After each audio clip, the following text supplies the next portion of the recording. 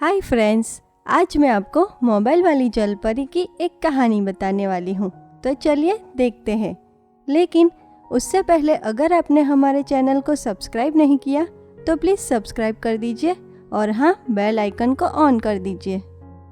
वसंतपुर गांव के पास ही एक बहुत ही बड़ा और सुंदर समंदर था। इस समंदर के भीतर जलपरियों का एक देश बसा हुआ था। यहाँ शैली नाम की एक जलपरी अपनी माँ क्षितिजा के साथ रहती थी। शैली जलपरी बहुत ही मॉडर्न ज़माने की थी। उसे बचपन से ही नई नई चीज़ों का इस्तेमाल करना बहुत ही पसंद था। एक दिन शैली जलपरी अपनी माँ क्षितिजा जलपरी से कहती है, माँ, अब मैं बड़ी हो चुकी हूँ। मेरे सारे दोस्तों के पास मोबाइल है, सिर्फ मेरे पास ही नहीं है। माँ प्लीज़ अब तो मुझे मोबाइल दिला दो।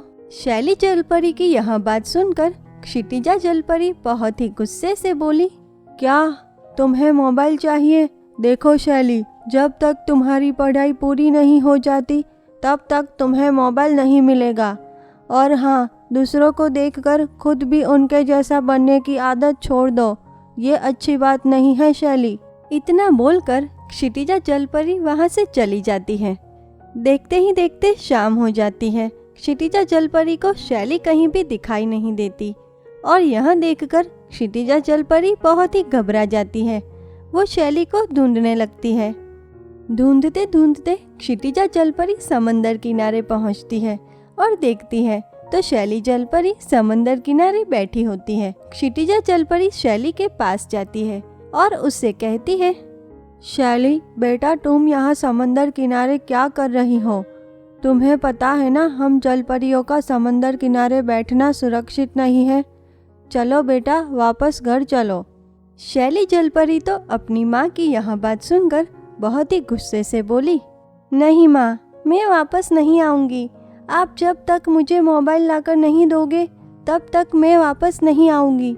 शैली की यह बात सुनकर क्षितिजा जलपरी उसे मनाने की बहुत ही कोशिश करती है, लेकिन शैली तो अपनी बात पे ही अड़ी रहती है। और फिर आखिरकार शैली की जिद के आगे क्षितिजा जलपरी उसकी बात मान लेती है और फिर दोनों समंदर में वापस लौटते हैं। अगले दिन क्षितिजा जलपरी शैली के लिए एक नया मोबाइल लाती है। शैली जलपरी तो मोबाइल को देखकर बहुत ही खुश हो जाती है और तुरंत ही उस मोबाइल को लेकर अपने दोस्तों को दिखाने जाती है। देखते ही देखते शैली जलपरी को मोबाइल की ऐसी आदत लग जाती है कि वो अपना सारा समय मोबाइल में ही बिताने लगती है। और यह देखकर क्षितिजा जलपरी को बहुत ही गुस्सा आता है। एक दिन वो शैली के पास जाती है और उससे कहती है, बेटा शैली, तुम अपना सारा समय इस मोबाइल में ही बिताती हो, ना ही पढ़ाई करती हो और ना ही हमसे बात करती हो। बस पूरे समय इस मोबाइल में ही देखती रहती हो। बेटा, ज़रूरत से ज़्यादा किसी भी चीज़ का इस्तेमाल हमारे लिए अच्छा नहीं है। इससे तुम कभी बहुत बड़ी मुसीबत में पड़ जाओगी बेटा। माँ की यह बात सुनकर शैली जलपरी ने कहा, माँ, ऐसा कुछ नहीं होता। आज के ज़माने में हर कोई अपना सारा वक्त मोबाइल में ही बिताता है। आप मेरी फिक्र मत कीजिए, इस मोबाइल से मैं कभी मुसीबत में नहीं पड़ूंगी। इतना कहकर शैली जलपरी वहाँ से चली जाती है। अगले दिन शैली जलपरी अपने मोबाइल को लेकर समंदर किनारे जाती है। समंदर किनारे बैठकर कभी वो मोबाइल में गेम खेलती तो कभी वीडियोस बनाती। देखते ही देखते शाम हो जाती है, लेकिन शैली जलपरी को तो इस बात का पता ही नहीं चलता क्योंकि उसका पूरा ध्यान तो मोबाइल में ही होता है। वहाँ अपने दोस्तों को जलाने के लिए मोबाइल में वीडियोस बना रही थी और तभी वहाँ कुछ समुद्री डाकू आते हैं। वहाँ शैली जलपरी को देखकर तुरंत ही उसके पास जाकर उसे पकड़ लेते हैं और तभी एक डाकू बोलता है, अरे वाह, ये तो एक जलपरी है। मैंने सुना है कि जलपरियाँ जब रोती है तो उनके आंसू से मोती बनते हैं। अब हम इस जलपरी को इतना परेशान करेंगे कि वो रोने लगेगी और उसके आंसू से हमें बहुत सारे मोती मिल जाएंगे। तभी दूसरा डाकू जलपरी को पकड़ते हुए बोला, अरे भाई, मैंने तो ये भी सुना है कि ये जलपरियों के आंसू से जितने मोती निकलेंगे उतनी ही उनकी शक्तियाँ कमज़ोर होती जाएगी। और वो बूढ़ी भी हो जाएगी। इतना बोलकर दोनों डाकू जोर जोर से हंसने लगते हैं और शैली जलपरी को बहुत ही परेशान करते हैं। यह सब देखकर शैली जलपरी तो वहाँ से भागने की कोशिश करती है, लेकिन वो कुछ भी नहीं कर पाती और फिर रोने लगती हैं। और तभी वहाँ सुनैना नाम की एक सुंदर परी आती है।